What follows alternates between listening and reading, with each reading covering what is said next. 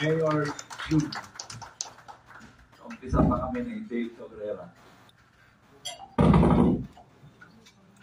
Siya po pala ang founder ng Kaiso. Salamat, Archbishop John Ayutthod. Kaibigan ko si Archbishop since 2016. Kasi aktibo si Archbishop na nagsuporta during the campaign for presidency si President Duterte. I understand this is a gathering of religious leaders at a very crucial time in our history. So, sa lahat na nandito ngayon, magandang hapon.